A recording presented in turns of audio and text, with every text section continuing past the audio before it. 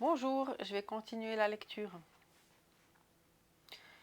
Pierre, incrédule, écoutait son ami avec attention, se demandant où tout ceci pouvait bien mener. Lynn finit par lui dire que son plan était de comprendre les ouvrages qu'elle avait dénichés dans la cave. Ce qu'elle cherchait était de trouver le rituel que sa mère avait pratiqué pour se débarrasser d'elle. Le jeune homme avait de la peine à comprendre les motivations de l'adolescente et la questionna davantage.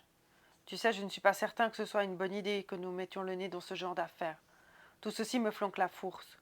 En plus, tu me dis qu'il y a des cadavres non seulement d'adultes mais aussi d'enfants. C'est absolument sordide. Imagine une seconde que certains d'entre eux étaient des orphelins comme nous, qui ont été utilisés comme de vulgaires objets pour des sacrifices. En plus, on ne sait même pas à quoi ont servi ces pratiques. Peut-être que le diable y est mêlé. Pour moi, tout ceci ne présage rien de bon. Pierre, je comprends que tu puisses avoir peur. Mais j'ai reçu ces lettres et cette folle de bigote m'a avoué ses crimes. Je ne peux pas rester indifférente à de tels événements, au restant de marbre et accepter ces faits comme si de rien n'était.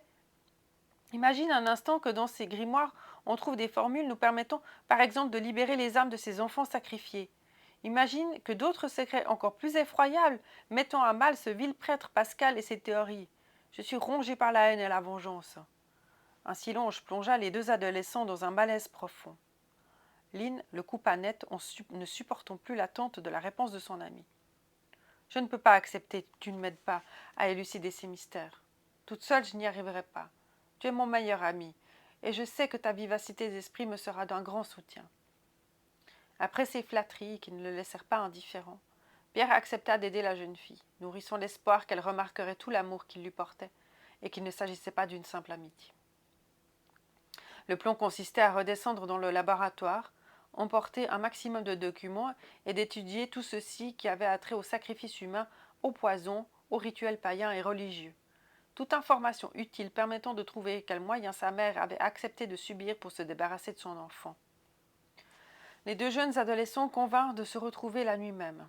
Lynn avait prévenu Pierre de s'habiller chaudement, de prendre son sac et quelques bougies qu'il piquerait dans le dortoir des garçons. À minuit, ils descendirent à pas feutrés dans la cuisine, déplacèrent l'étagère, ouvrirent la trappe et empruntèrent l'échelle des cordes. Lynn ouvrait le chemin. Arrivé près de la porte, Pierre lui prit le bras, visiblement en train de prendre conscience de ce qu'il s'apprêtait à entreprendre. Il fut pris d'un doute. Lynn, es-tu sûre de ce qu'il faut faire?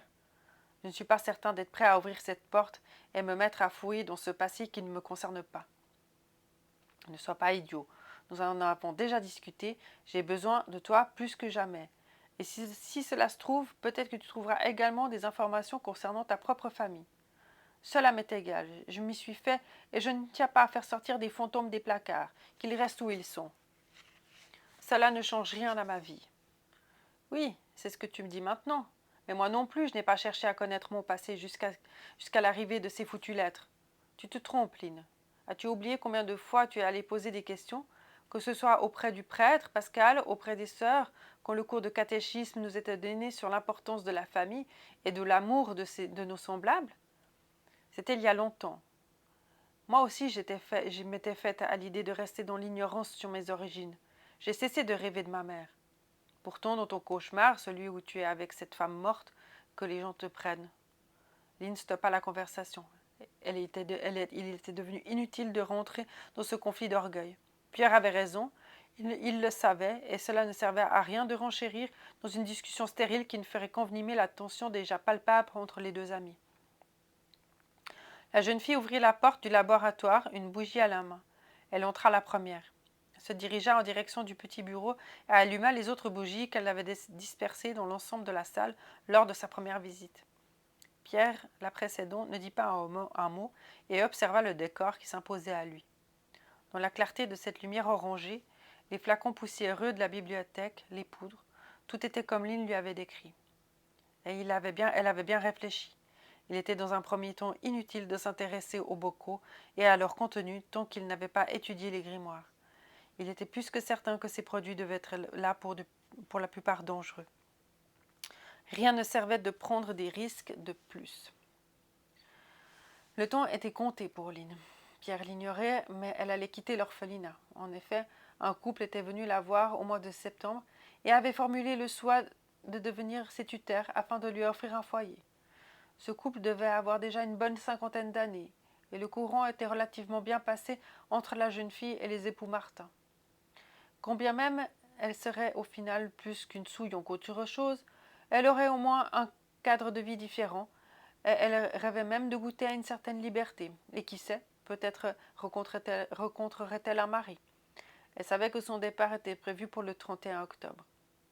Mais depuis l'arrivée de cette vérité dans sa vie, il n'était plus question de partir avec les époux Martin. Elle devait connaître le fin mot sur cette histoire avant son départ. Toutes les réponses étaient à portée de main. Quand elle devra s'en aller, il sera trop tard. Ils se dirigèrent vers la bibliothèque. L'échelle que Lynn avait déplacée était restée au même endroit. Elle escalada les premiers barreaux et s'arrêta devant un grand volume recouvert d'une couverture de cuivre. Elle s'en empara. L'ouvrage était extrêmement lourd. Vacillant sur les échelons, la jeune fille redescendit avec peine. Sur la couverture était gravée une quantité de symboles, dont certains qu'elle avait déjà vus dans la crypte et sous les cages. Elle sentait qu'une piste pouvait être creusée par ici. Commence à regarder celui-ci. Regarde si tu trouves des informations concernant le soleil, un ange suppliant, un dragon, un phénix, un serpent, un lion et la lune, ou tout hasard quelque chose sur les archanges. Moi, je remonte et continue à chercher, voir si je trouve quelque chose concernant les rituels et les incantations païennes et religieuses. Pierre ouvrit le livre et n'en crut pas ses yeux. Ce vieux bouquin était intact. La netteté de l'écriture, la beauté des dessins, cet objet était une œuvre d'art à lui tout seul. Il tournait les pages avec délicatesse, s'imprégnant de chaque image, chaque descriptif, comme ivre et hypnotisé par les finesses des traits. Il contemplait les pages dans leur globalité. Seul le bruissement des feuilles que l'on tourne se faisait entendre.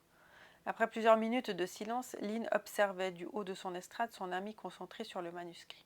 « Pierre, tu trouves quelque chose d'intéressant ?»« Ce livre est incroyable, Lynn.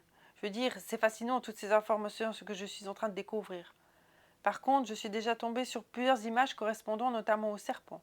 Cependant, vu la complexité de ce que je trouve, je crois qu'il me faudrait plus de renseignements sur le serpent que tu as vu, car là, il y a des serpents de plusieurs positions, et chacun a une signification bien précise.